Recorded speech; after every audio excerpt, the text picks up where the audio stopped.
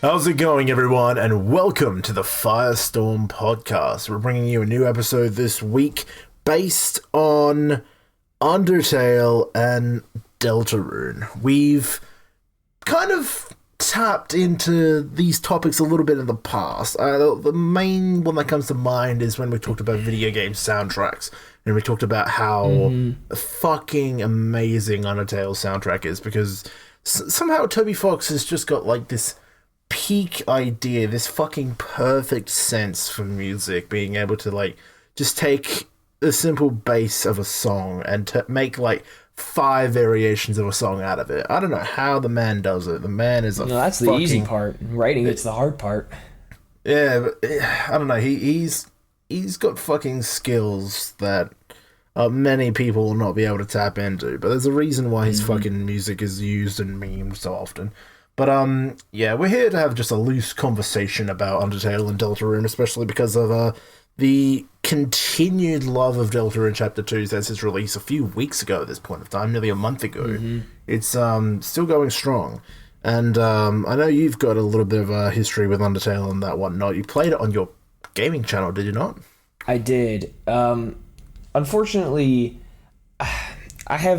this goes for both Undertale and Deltarune. I'm not like...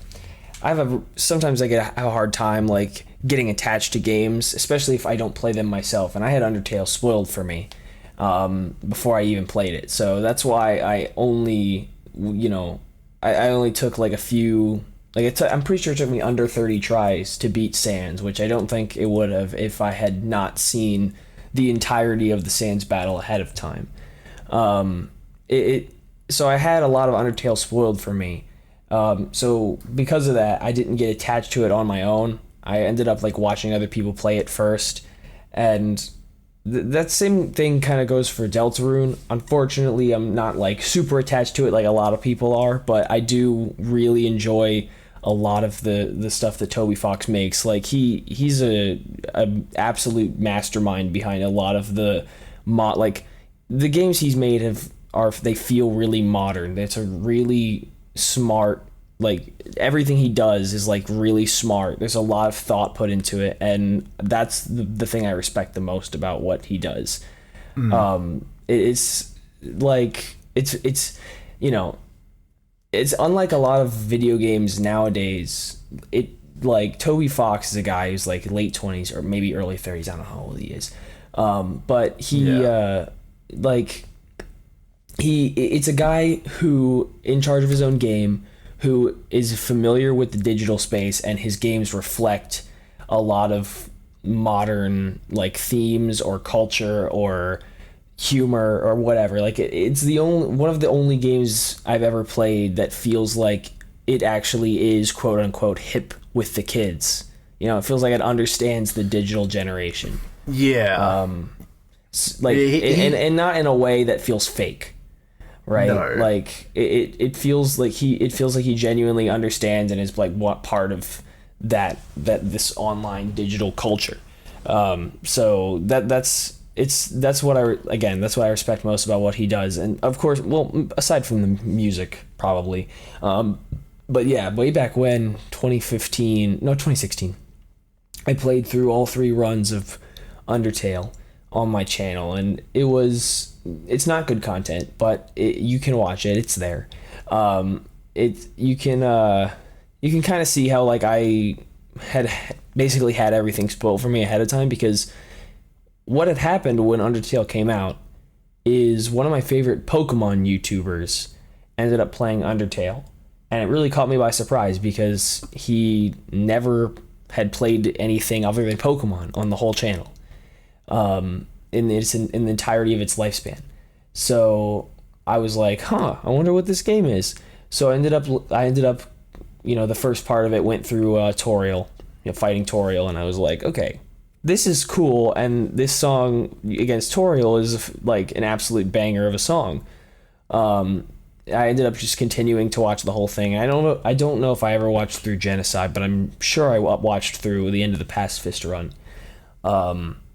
And then by that time, I already knew about Sans and all that kind of stuff. So Undertale was I'll probably talk more about it later, but Undertale, and especially in comparison to Deltarune, Undertale feels like a game that was made to leave an impact rather than have a good, like a really well-told story, because there is story in Undertale, but it feels more like it was made to give you moments that leave an impact or ideas that leave an impact. Rather than I can see that. Deltarune, which feels like much more of a conjoined story. Right? And I think and Undertale definitely accomplished that. It accomplished what it set out to do. So yeah, I can definitely see that. It feels like, especially with the idea of Undertale, like, you're right, it definitely feels less like a story and more of just like, it more so is less of a story and just, it gives you the idea of, hey, your choices matter. And that's the thing I found really interesting with Undertale, because, like, obviously everyone knows fucking all the routes you can take, the multiple neutral paths if you do one slight different thing. And I feel like that was literally just the idea, just to give whoever backed the game originally, because you know how the story of the whole backing thing for it went, and how it exceeded expectations and fucking got funded way more than what Toby Fox was asking for. Like, just the idea of a nice story that's different different for every player, because I'm sure the idea behind it would have been like, hey, I'll create multiple neutral routes, things will be slightly different for everyone, and however people decide to play it, they'll get something different and it'll be interesting. And I feel like that idea, it's really, really awesome, and again, not something you see quite a lot of nowadays, like, unless you're talking about, like, I don't know, like, unless you're talking about really big AAA games with multiple endings. I'm trying to think of I'm trying to think of that fucking space game that I don't even fucking have. Space game? Mass Effect. Mass Effect. Mass Effect. Things are different depending on who you talk to and all that. So it's like who you talk to, who you interact with, what routes you take, things are always different at the end. And to be honest, on such a small scale, it's really fucking astonishing and amazing that Undertale achieved as much as it did, especially considering, like, how small it is. Like, it looks small. It looks like a fucking just a tiny 8-bit game. You don't fucking do a lot, and then it blows you out of the water. Like, and I'm sure that's what caught on initially, but for me, I was very, very late to the Undertale hype train, because again, I had everything, most things as well. Thank you. Yes, You're as welcome. well with most things, but like, because it was like, I never cared about what, and still to this day, in a sense, depending on what it is, I don't really care a lot about the biggest things going on. Like, it took me like a year and a half to watch fucking Demon Slayer or something like that. Like, I don't care about what's big right now. I care about what I like. And Undertale was just something. It looked strange to me at first, and like, I remember I even made I made a video. I think that's now deleted from my channel, about why I never played it. And I think, to basically sum that up, since it's now gone, that's such a you thing to do. Yeah, make a video about why you'd never played Undertale. Yeah, because I played Deltarune Chapter 1, and then I thought, well, I actually was asked in person, wait, have you played Undertale? And I said no. And it's like, well, why did you play Deltarune Chapter 1? And I'm like, because I wanted to.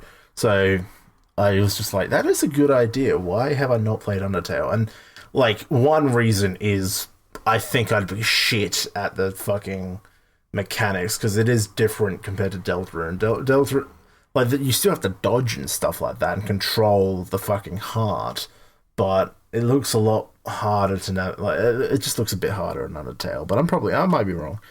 But yeah, it's just with how fucking big Undertale got and how weird it seemed from the outside, and even now, so much of the Undertale and Deltarune community is fucking bizarre.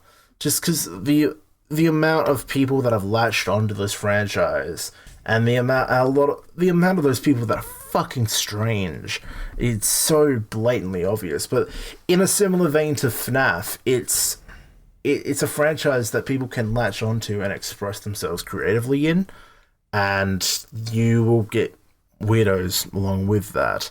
And God, like, one quick search on Twitter will show you a lot of weird stuff, as I brutally found out the other week. I never search on Twitter, so I would not know about any of the weirdos in the community. I have no idea.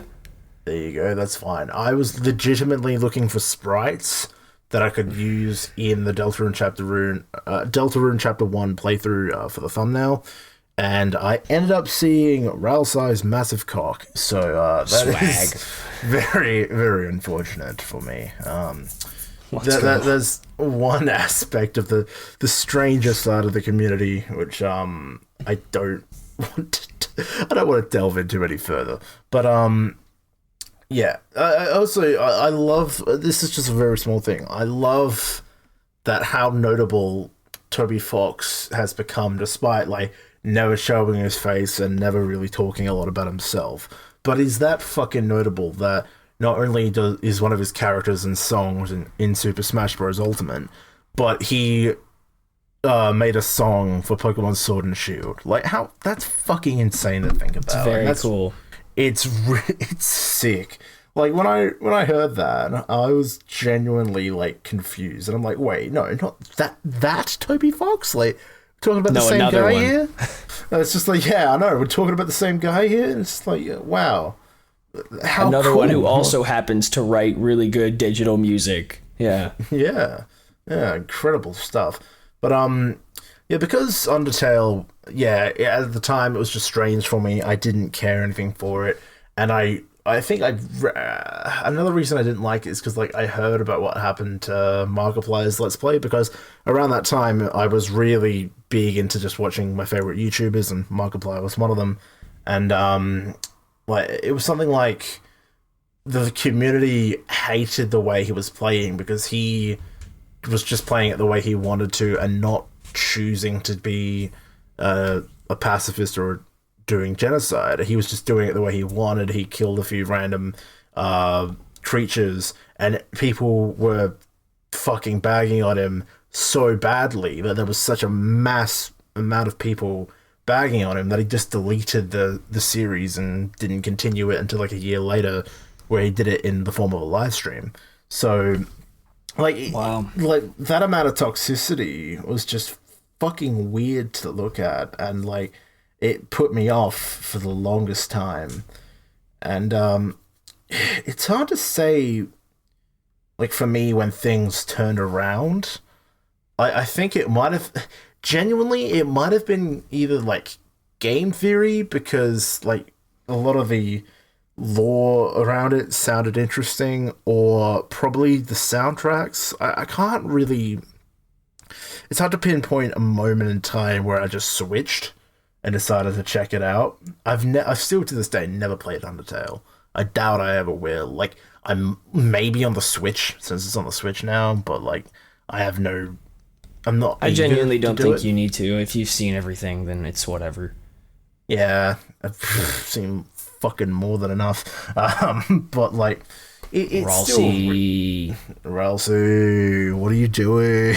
You got a big dick, bro. Not that. I've seen some fucking bone men with big bones themselves. Let's go. Yeah, let's go. Thank you, internet, for scarring me. But yeah, it's just one of those things of like just randomly on my, like, as with me, just things pop up in my YouTube recommended, and I'm like, oh, that's cool, and I watch it, and I've watched a lot of actually good community created material based on it, and like I can name off a few things, and people are welcome to go look at them if they want. But if you know Undertale, you might already know them. Undertale Disbelief, an alternate timeline where Papyrus is the boss instead of Sans. Cool soundtrack, cool game, cool idea. Happy with that.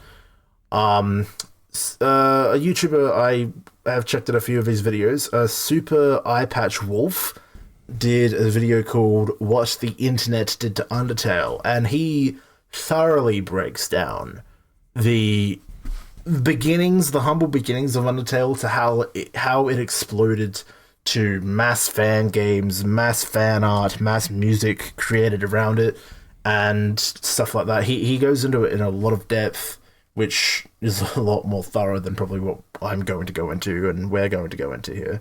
And I think I mentioned this in one of our series. It's like comic dubs.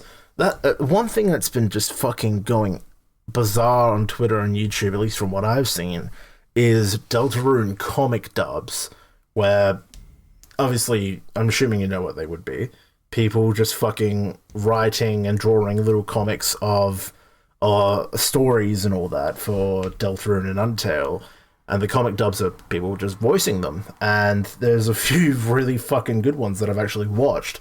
The Thought by Starbot Dubs. It's fucking long, but it's really good. Tired, I believe it's just called Tired. It's about from Cjax or something like that. It's about Deltarune and several others, but I'm not gonna bloody name them all. But all that and all the fucking music, the amount of covers I've heard of just all these fucking songs and the different takes that people have on Undertale and Deltarune music is amazing, because we've talked about how, like, especially with you, like, covering music, it's always like you want to tell your own version of someone else's story by covering a song in that sort of way. And it's just amazing how many different ways people can interpret a song. Like, I've had like 6 or 7 different versions of Big Shot from fucking Deltarune Chapter 2, and they're all amazing. It's so interesting how people can, like, just take something and spin it and change it up just a little bit or a lot, and it still sounds really cool and still honors the original. Like, that's one thing I especially love about music production. And you've covered Undertale before in ancient days. Ancient days, yeah. Ancient That's days. the thing about digital music, is that, especially with video game soundtracks, there's a lot it leaves up to your interpretation, especially if you're a creative and you're like, I guess, well, you know, it takes a knowledge of your instrument and a knowledge of music production to take it where you really want to go. And that's why a lot of my early, like, video game stuff was just kind of like mostly recreations rather than covers, or, like, you know, alternate takes on it or whatever, because really that was all, a lot of the stuff you know, and I look back on that, it's all practice for me. Even still, a lot of the stuff I do, I feel like it's just, since it's just me sitting in my room and then yelling into a microphone, it all feels a lot just like I'm practicing and getting better.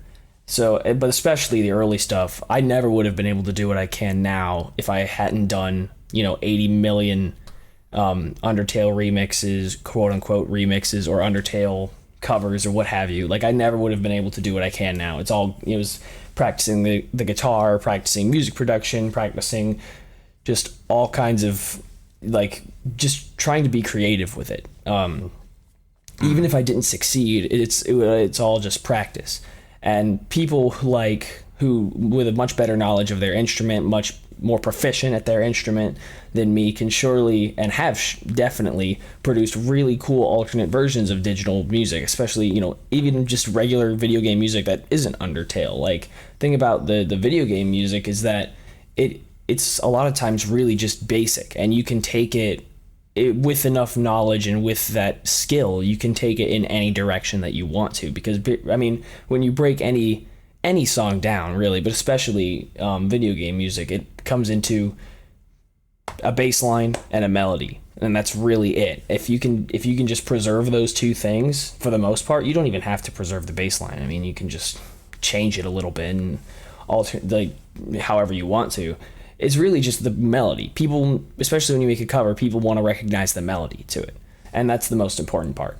You know, when you think of Megalovania, people want to recognize that's what they want to recognize. If there's that, you're good.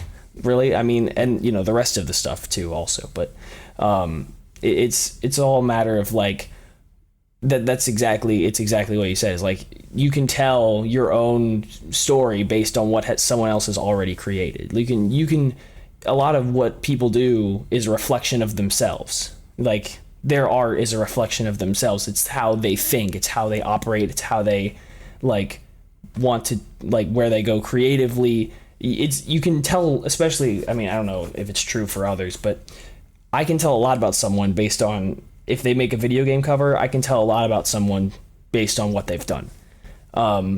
It's very easy to tell how creative, how like how much they love whatever they're covering. There's a lot you can tell about somebody, or well, I guess it shows in depth a few things rather.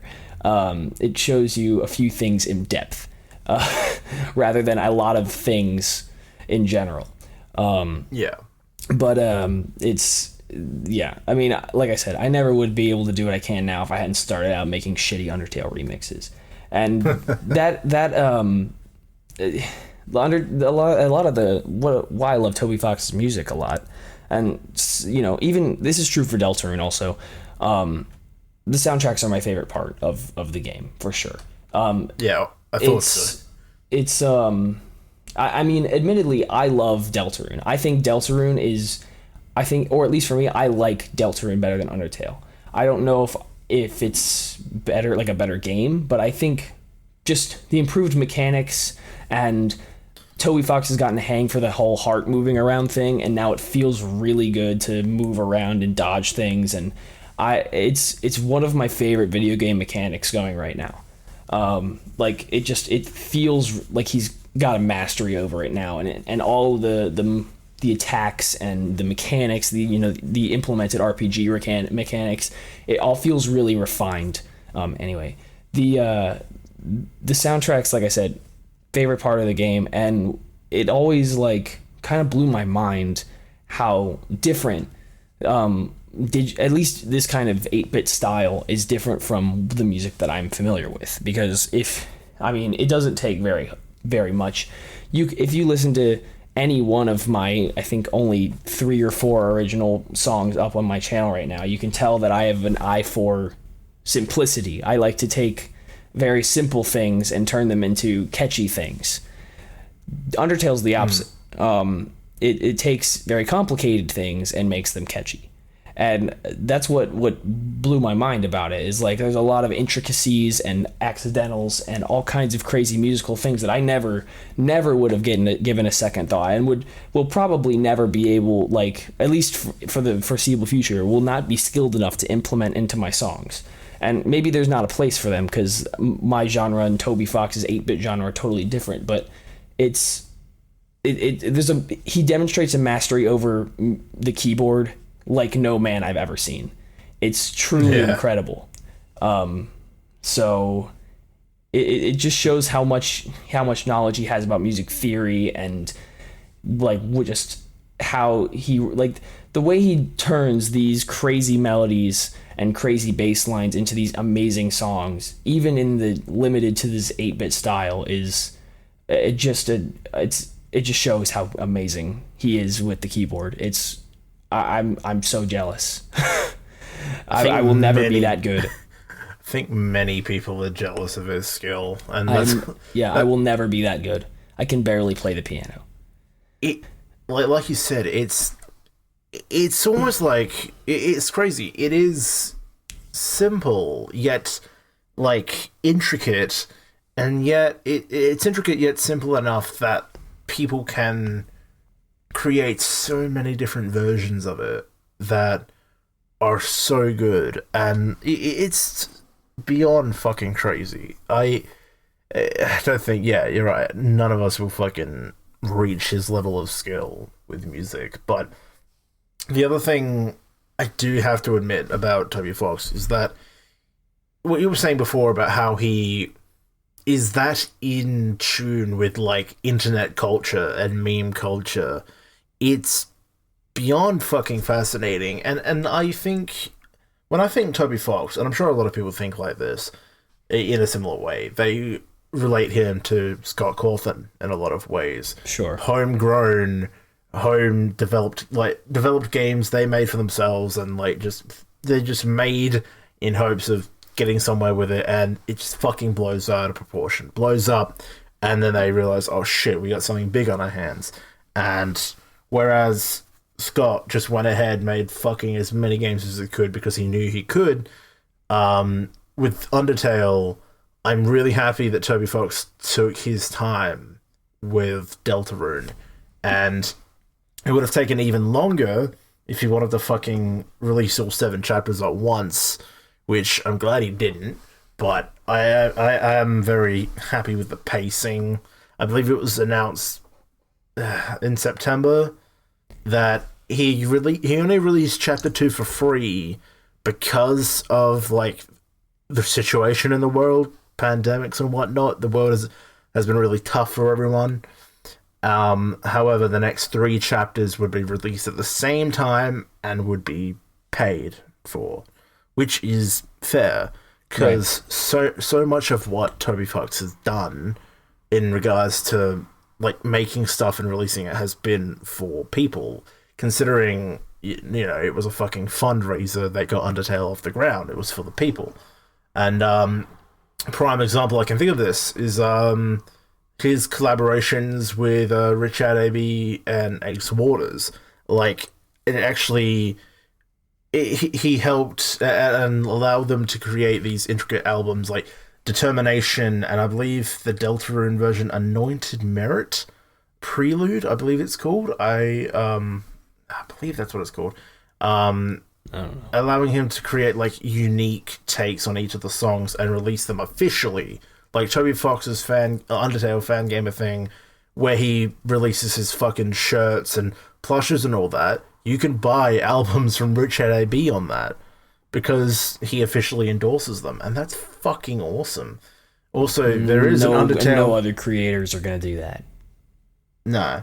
It's just Toby Fox sees the style and sees the, like, passion involved for his fucking work, and he's happy to collaborate with fans on it. And that's fucking awesome. And I'm sure he's got more than enough artists making shirts in for him and whatnot. I'm just having a look at the Fangamer right now, and I tell you what, there's that much varied art that he would have had to either commission or work with artists to make that. And that's just really cool. Like, the fact that he's willing to do stuff like that. And, you know, Scott Cawthon did something similar with the Fazbear Fanverse Initiative or whatever it was called. So... it's not an uncommon thing, but it's just seeing this and seeing his passion for the work, like something he worked really hard for, just blow up and everyone go crazy over and make shit out of. That's fucking incredible. That's awesome. And the thing, I just really need to go on about Deltarune here, because Deltarune has really, like, blew me away and captured my imagination more than Undertale would. Probably at the right time in my life in 2018. It just kind of like, yo, here it is. It's not Undertale, but it is. But it's different. Because Chapter 1 kind of hit perfectly, whereas it's just a straightforward story. Things can change, things can be a little bit different if you hurt people or if you spare them. But overall, it's just a straightforward narrative.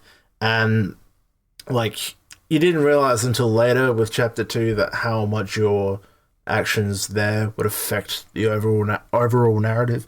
Like, you didn't really think about it. You just got thrown into the story. You know where it's going to go. But it was such a unique story and, like, full of life and full of fucking energy, new characters, and... like, at least for me, and I can assume millions of others, and you as well, because you played Deltarune Chapter 2 as soon as it came out as well. Mm-hmm. We all got hooked immediately, and we're just like, yeah, let's fucking go. We're here for it. Like, I love the fucking, like, characters Kris, Susie, Ralsei. They're fucking awesome. Like, I think they're much better than bloody Sans and Papyrus. I understand the meme and Toriel and all that. I understand, like, the meme potential of Sans and Papyrus and how and why people are so attached to them. It's just, yeah, personally, I am, like with you, a much bigger fan of Deltarune, and it is probably because of the overexposure at the time. Whereas with Undertale, like, I just saw so much of it at once. I saw people like Jacksepticeye and all that play it, and I knew what it was about, and then it just kept coming. Like, people just wouldn't stop talking about it, and it just kept being thrown in my face. And after a while, and you were all edgy, one, like, no, I don't want to know about Undertale. No. See, it's not a matter of being edgy. It's just a matter of, like, if something is that mainstream and is hyped that much, like, if it doesn't look interesting to me, I won't fucking pay attention to it. Like, unfortunately, I'm sorry to say it, that's what happened with Demon Slayer. It just got thrown in my face so often, and I'm like, I don't fucking care right now. I'm over here watching some big titty anime GFs. I'm doing my own thing. As if Demon Slayer here doesn't have big titty anime GFs. Yeah, I'll find that out later. Shut the fuck up. Like, don't worry about that. But yeah, it just, I don't know. It didn't intrigue me as much at the time, and Deltarune just kind of happened at the perfect time in my life, and I'm like, yeah, let's fucking go. I ordered one of the official fucking Ralsei t-shirts. It's on its way. Of course you did. Yeah, of course I did. You know me. But that's the thing. That's why I really liked Chapter 1, is because it had hype for a good few months, and then it calmed down. And I'm like, okay, great. I've had that part of my life. It's gone. Like, that happened with, like, Doki Doki Literature Club. That happened with Tekken 7. That happened with a lot of games that I love. It has its hype. It has its moment. I have my time enjoying it, and then it goes away. And I'm happy with that. But that's why with Undertale, it's just constantly in my fucking face. That's why I just got annoyed. And, yeah, it's really bizarre to think what it was like years ago. Like, I don't know what it was like for you, because you played it, but you self-admitted it's not your favourite, and you kind of had everything spoiled for you. How were things spoiled for you? I'm assuming in the same way, people telling you about it, gameplays and Let's Plays and all that? Well, yeah, I watched a Let's Play of it, that's what I said. I literally watched a Let's Play of it very near when it came out, like, probably week of, like, its release, and it was... You know, I was intrigued by it. I was, especially like I said, because this creator had never played anything other than Pokemon, so it really stood out to me, and I enjoyed his content. So I watched the Undertale videos, and I was like, wow, this is a cool game. So I'll just keep watching him play it. And that was like, what, I was 16, I didn't have any money, so I didn't buy the game. But it was like, I just watched him play it, and it was almost like a calming experience, because he's a very chill creator, and it was nice to just go through that game. And eventually I don't think I was subscribed to Jacksepticeye at the time. I wasn't subscribed to a lot of gaming creators. I didn't pay attention to a lot of things in my sub box. I never got the whole Undertale being slammed in my face, and I wasn't following a lot of people on Twitter, so I never got that experience. And for me, I just watched Undertale a few times. Eventually I saw all the memes that came out of it. I saw Sans, and, you know, everything that happens with a genocide run. I watched people beat Sans without taking a hit, the whole 9 yards. And eventually after that, when I didn't want to see Undertale content, I just didn't see it anymore. And that was probably the end of, probably around when I started playing the game for myself, which was in 2016. So I just, I don't know what you were doing, but at least for me, I never really had the experience of having it shoved in my face all the time. Like, it was definitely over popular, like popular with a lot of people, but I never got the whole throwing it in my face shebang. And that also happened for Demon Slayer. I didn't even know Demon Slayer existed until like a few months after it released. So yeah. Now I reckon that was A, the YouTube algorithm, and B, Facebook, because at the time on Facebook I was in like a lot of groups and all that, and then in a lot of community groups and all that for like different games and whatnot.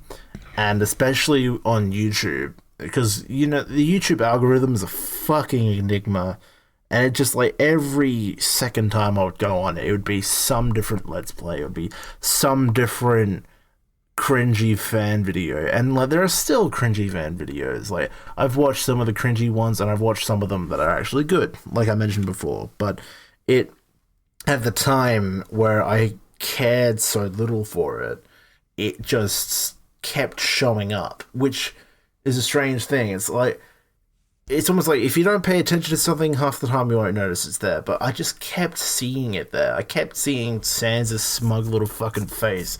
Kept seeing Alphas, who I still hate to this day. I just want to fucking punch her in the head. But it's like, it just, I don't know, it kept showing up.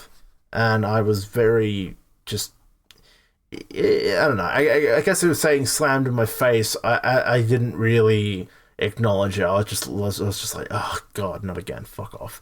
And then I just look at something else. It didn't affect my life that badly. Yeah, I over-exaggerated. But it was just always there. I knew it was there, and I didn't want to look into it because it just kept showing up. And like, because there's a difference between something like piquing your interest and then you wanting to go in and explore it further, whereas this was just like, oh, okay, it's a thing, but then it just wouldn't go away. It was just right. I understand the feeling about having something appear so often and then you choosing not to get involved with it because it's appearing so much. I know what you mean.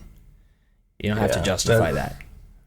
Nah, well, as I've explained, that's me in multiple things. And Right. I'm sorry, everyone that loves Demon Slayer. I'm fucking sorry. I like it now. Don't worry about it. Okay, wait, I had a different tab pulled up. Where are you, tab? There you are. Okay, yes, Good content. Good. I had multiple tabs pulled up with different things here, and I was going to start talking about them. Yes, the great thing, especially with Chapter 2, I brought this up again, in a different Let's Play, is I'm glad that Toby Fox is releasing things the way he is, because I am more intrigued than ever. I said after Chapter 1, you know what, this was very intriguing, very straightforward, and that little ending, Kris pulling out their heart, oh, spooky, shit's gonna happen. I'm intrigued, I'm ready for it. I didn't exactly lose my shit, but I was so, like, confused and conflicted when I found out about the whole Snowgrave thing.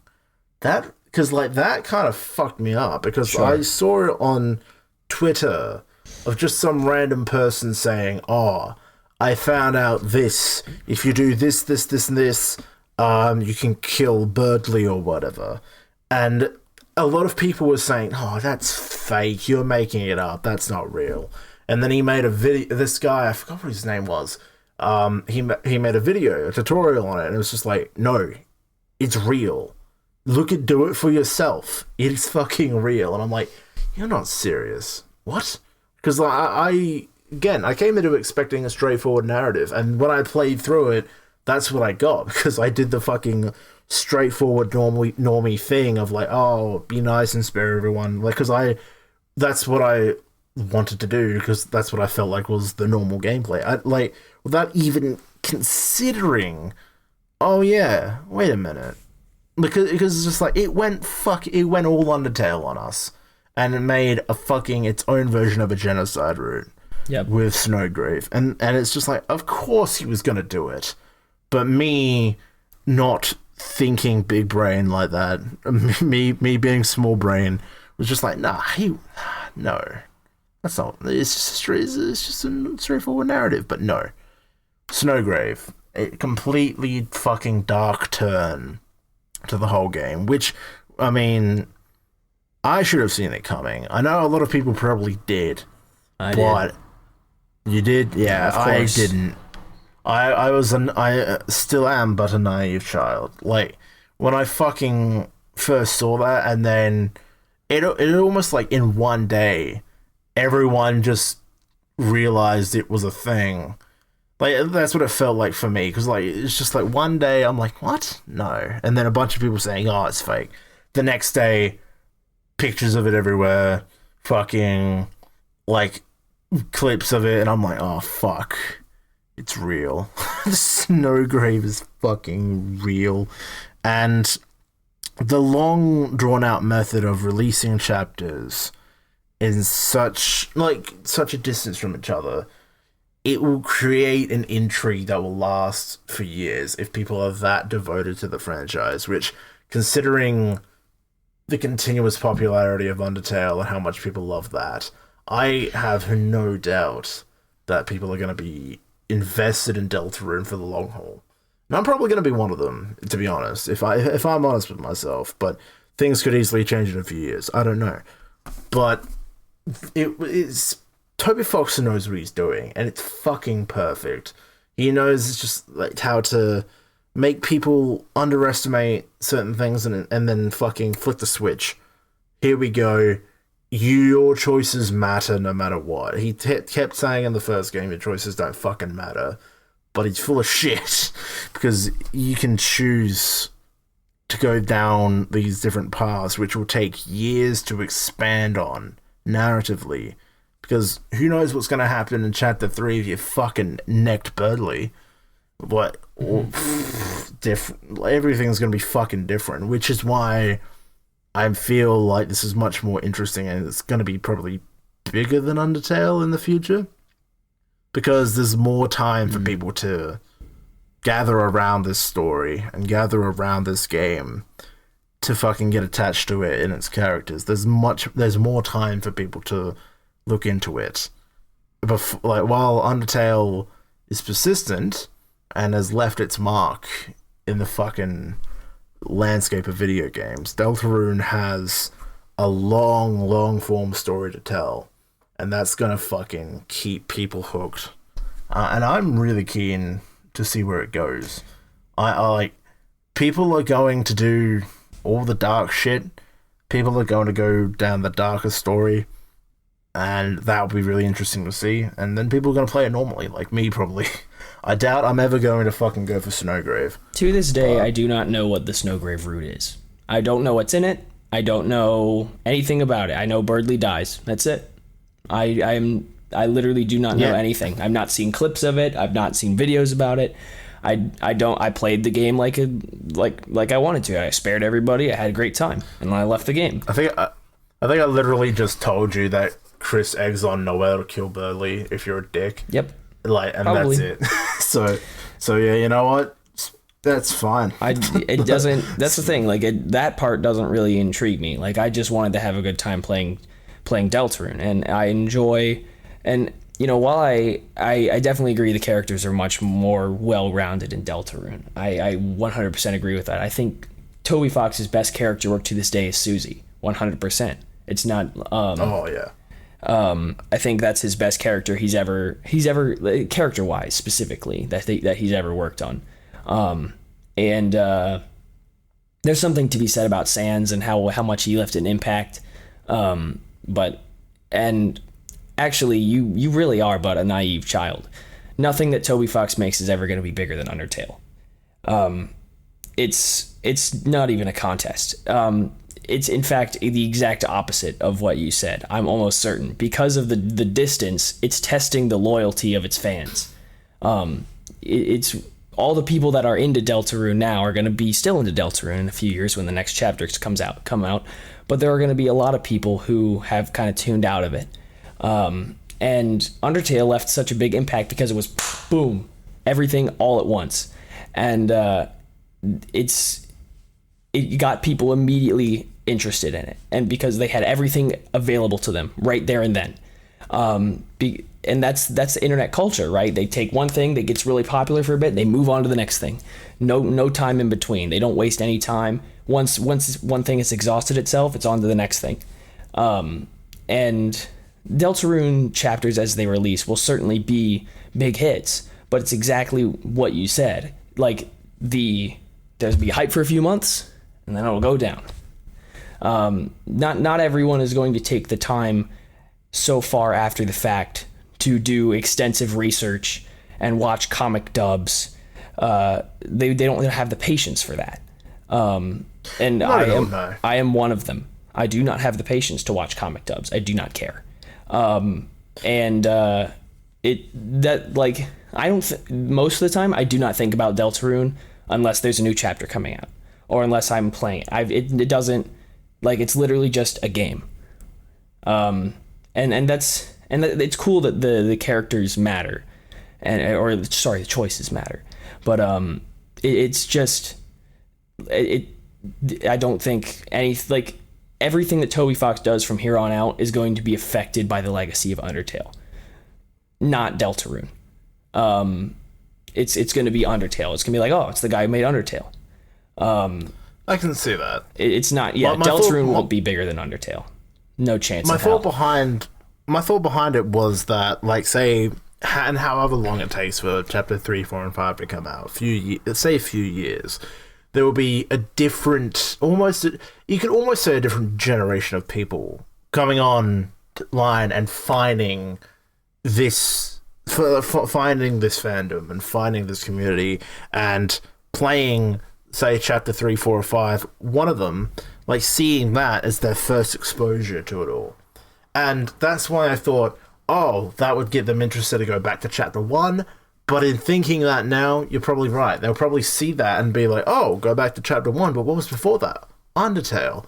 So, maybe they'll probably go back to Undertale first. But my thought process behind that was that the way it's released in doses, with the chapters going off and on, like, they could easily see something for the first time and then go back to chapter 1 to experience the whole thing again. Because it's also the replay value that Undertale serves that I feel like, with the amount of differences you can do, like, you should be able to do, I imagine, in the coming chapters, that will be the driving force of people going back to chapter 1 of Deltarune. Because Undertale, with as many choices as you had in it, kept people replaying. It kept people coming back because they wanted to see all the different endings, all the different text options and all that. People with that fucking latched on and intrigued by all the differences and subtle changes, they would go back and replay it. And I feel like that is something Deltarune will have tenfold by the time all the chapters are released. Because 7 chapters, all full-formed games in their own right, all hours worth of entertainment, and you can go back and there'll be one change in chapter 2 that will fucking affect something in chapter 6 or something ridiculous like that. That's my thought behind. There's more and more people will come in and see that, but I do also see the fact that they could probably just jump to Undertale first because, you know, the thing is, like, a lot of people are going to feel intimidated when a new thing comes out and it's halfway through the story. That is like, it'll turn people off to it because it will be like, especially once it's a paid game. Because it's one thing when it's free. It's another when it's like, oh, I have to pay and then play through this entire game and then 2 chapters, 3, whatever, worth of content to get up to what people are talking about. I might as well just ignore it. That's pretty much what you did with Undertale. You just ignored it, right? The same thing very well could happen with Deltarune for a lot of people, a lot of new fans, potential new fans. It's not everybody is you, Trent.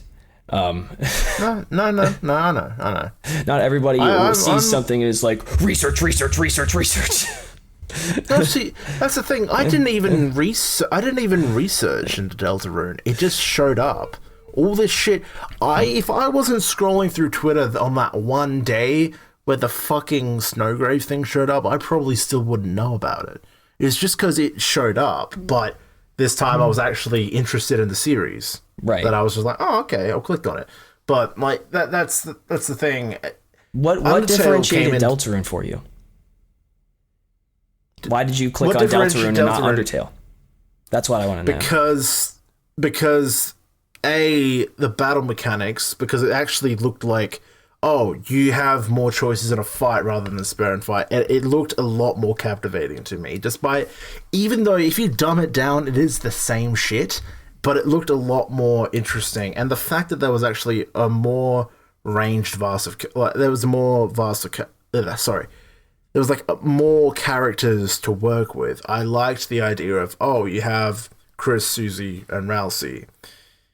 Also because the only thing I saw from chapter 1 was that it was only a few hours long. It was much shorter, and when I started playing it, it felt simple, and it felt like, okay, a straightforward narrative. Whereas probably Undertale, probably one reason I didn't get into it, which, if I'm breaking it down in my head now, it almost looked intimidating with how big it had become at that point of time, and how it's just like, oh fuck, if you do this one thing wrong, you fuck up the whole route. Or, oh shit, like there's that many different choices you can make that you'll get something different. It'll get something different, which it almost seemed daunting to me. Whereas I think that simplicity of like, oh, straightforward story. You go through with these 3 characters. You can attack them, but the people, if you can attack the enemies, but they won't die. They flee. And it's just like, it felt simple and it felt interesting. And the story definitely hooked me on. Like, that's what got me into playing it. And I just thought, okay, look, it's shorter. It's not as complicated as Undertale. I'll hop into it. Yeah. And that's why I recorded it in the first place. And then when I was actually just playing through it, I was just like, this story's actually, like, got me intrigued. All right, I like this story. I liked the changes of the characters. I liked Ralsei being the nice pacifist and just trying to keep everyone together. Susie being a fucking renegade and like, no, fuck you guys. I'm gonna go be a dickhead with Lancer. And like, that shit was interesting. It was funny. Mm-hmm. And Kris, obviously, very similar to, like, an exact fucking copy and paste of the main character of Undertale almost. Blank face, referred to as they, so anyone can feel like they have an attachment to the character as their own, which is one thing I gotta praise Toby Fox for. That is very good, very smart of him to do.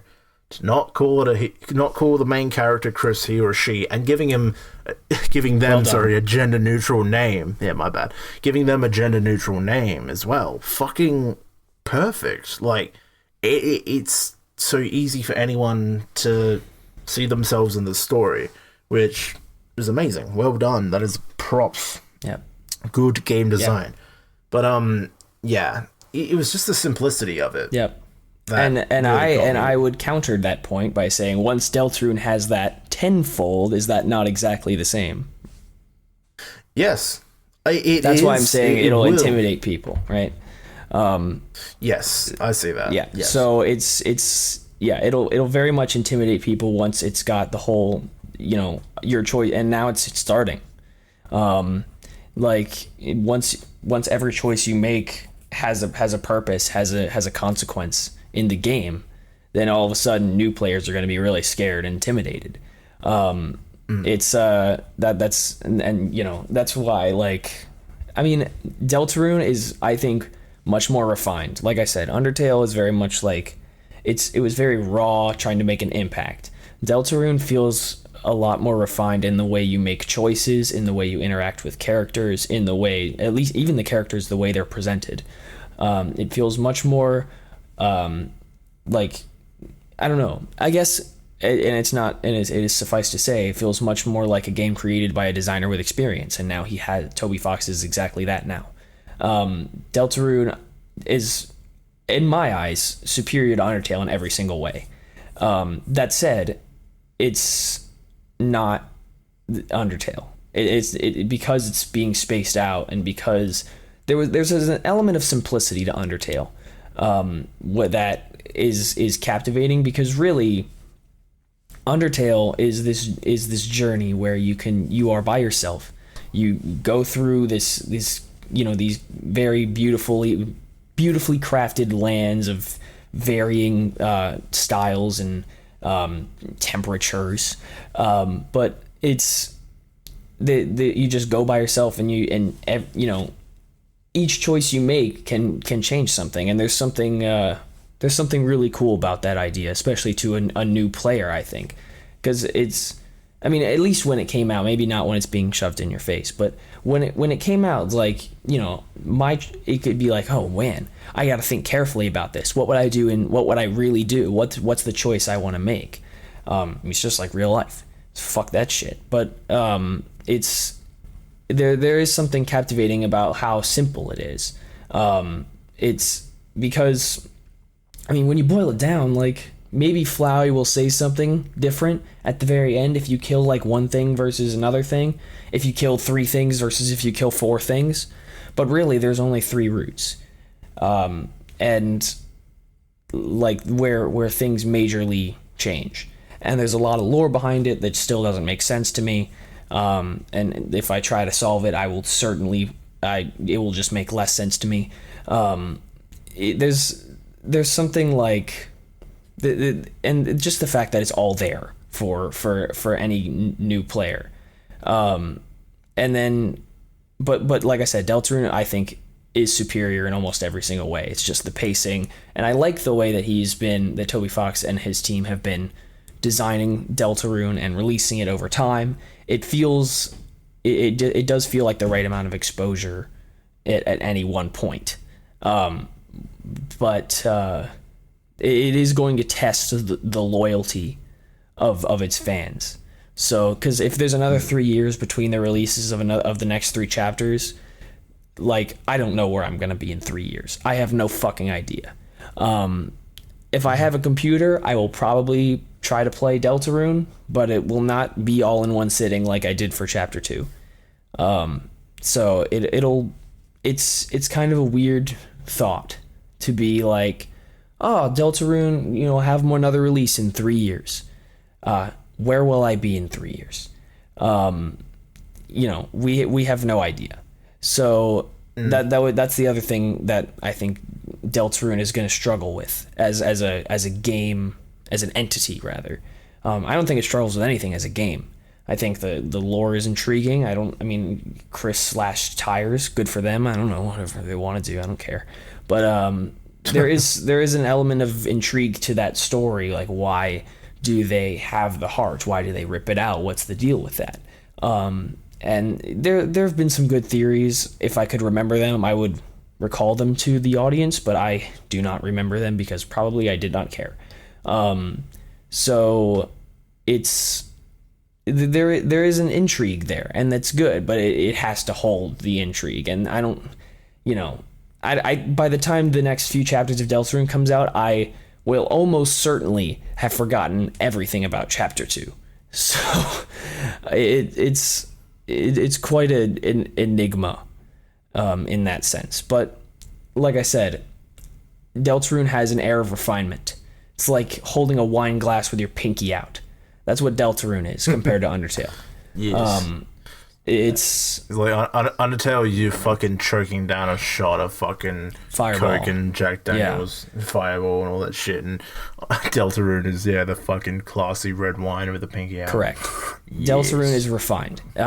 It feels much better, just designed. Everything is better designed in Deltarune.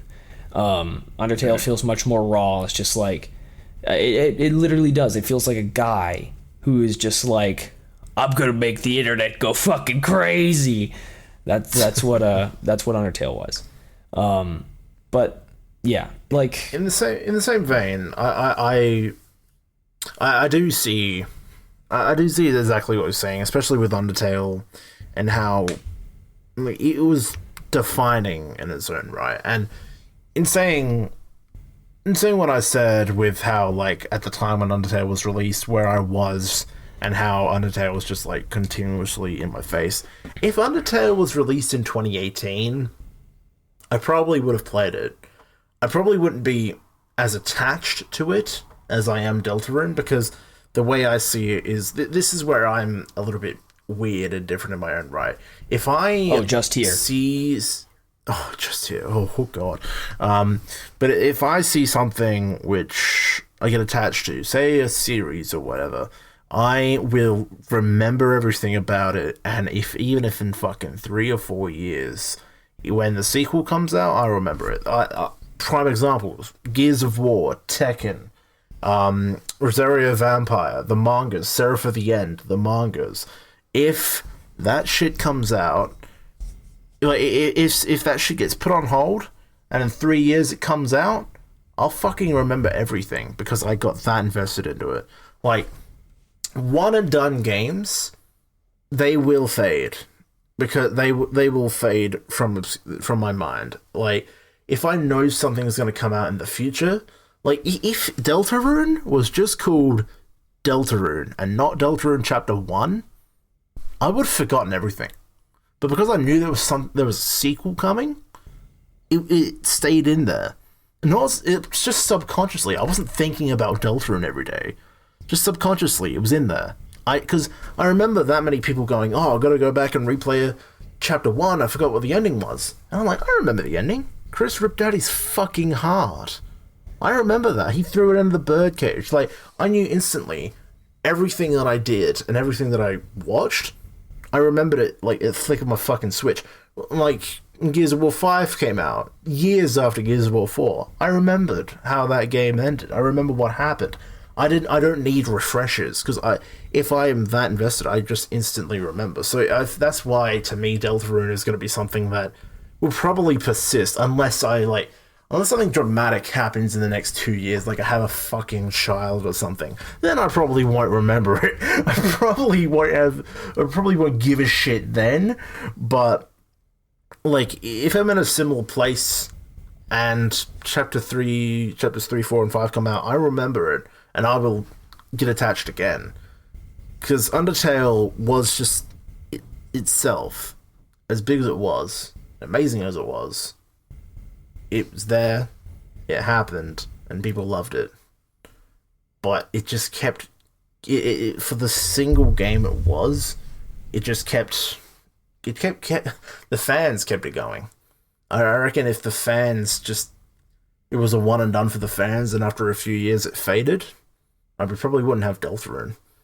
But people loved it so much, it just kept going. And we ended up with Deltarune, which is amazing. But then again, Toby Fox probably just wanted to do it himself, no matter what the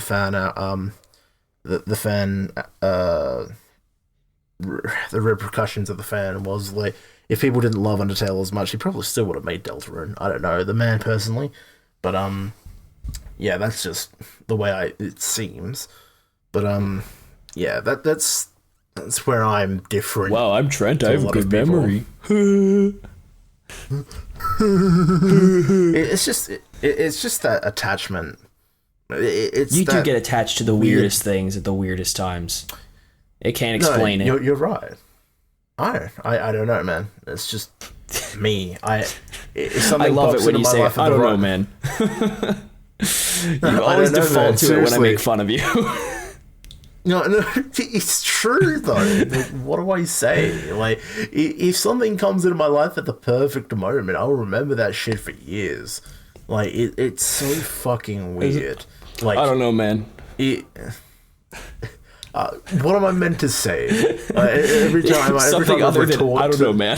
I'm just kidding. Every time I retort to someone making fun of me, they always just like, "Oh, he's bitching." Like, I don't know what the fuck. I'm not gonna say you're bitching, dude. It's literally I'm just making fun of you, dog. It's not that deep. I know. It's just, again, subconscious. It's just what I do, man. It's just what I do, man. I don't know, man. It's just what I do, man. I don't know, man. It's just what I do, man. It's just what I do, man. I don't know, man. I'm Trent. I don't know, man. It's what I do, man.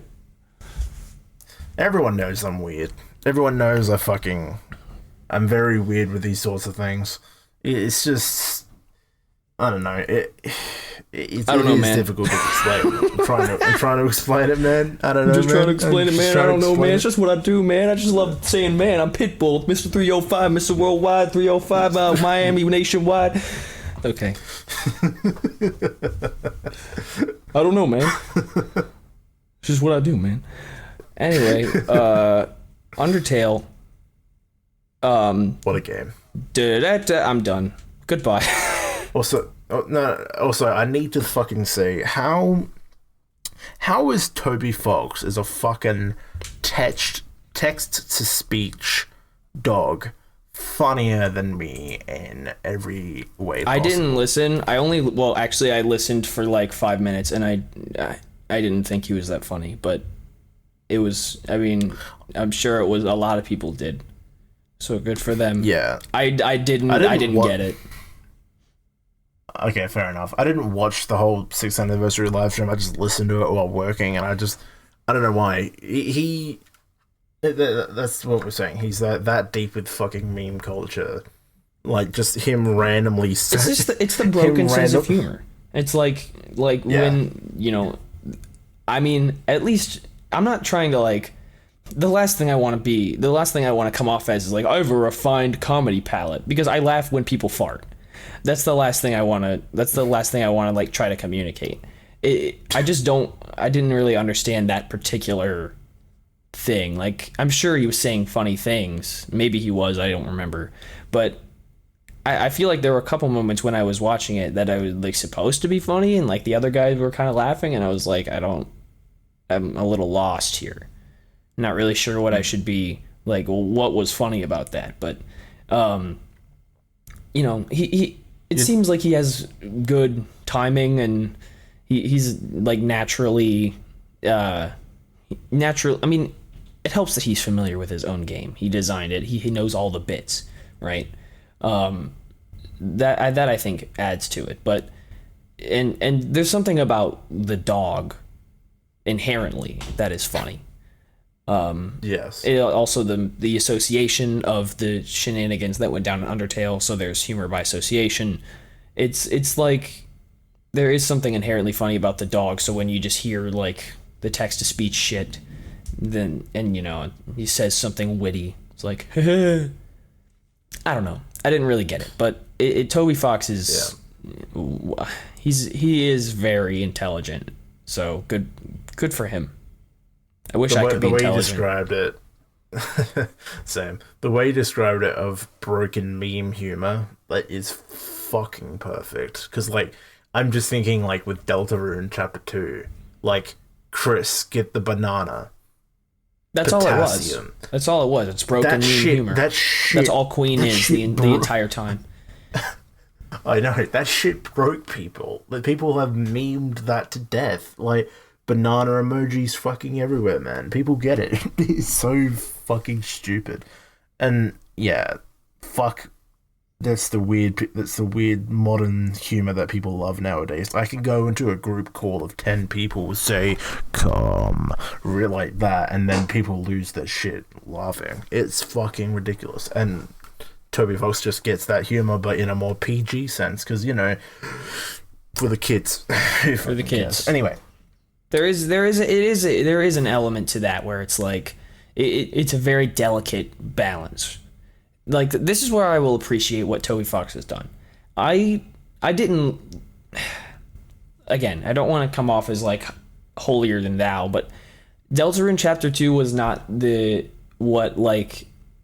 the, oh my god, Kris, where the fuck are we? Like, even that I kind of am separated from to a degree. It was just like, you know, there were some cute edits made. Like, there was an edit of them in like the Sonic Adventure 2 cover, and I was like, oh, that's cute. And it was like, Kris, where the fuck are we? And I like the stretchy Susie sprite. That's quite funny by itself. But it wasn't like, you know, Kris, get the banana. That to me was like, what banana? Oh, okay. Like, that was, it didn't quite land with me the way it landed a lot of other people. Maybe I'm turning into a dad. It's entirely possible. But it's like, I don't know. There's something to be said about how, that's a very delicate, procedure, or there's a very delicate balance you need to establish with that kind of humor, right? Like, the banana. Kris, get the banana. What, if that had been Kris, get the apple, it would not be as funny, right? Like, you have to be... Nah. There's the things that you say with those types of jokes, and, you know, the Queen going Lamau, like, it has to be very delicately used, and the things that they say have to be very specific. Even when you don't think about it, like, you could think like some random improv thing, and maybe it would be a little bit funny, but you could idealize that particular joke by just changing very specific things about it, to the point where, when you laugh at your own joke, like if you're Toby Fox and you're trying to write what should you're trying to decide, should it be a banana, should it be an orange, should it be like a fucking pack of fruit snacks, like what should it be? And the banana, that's the one you land on, because it's like, oh, Kris, get the banana. Oh, it's fucking funny. It's a banana. It's laying on the road. It's like there's something very delicate about that. So that's where there's something you have to like.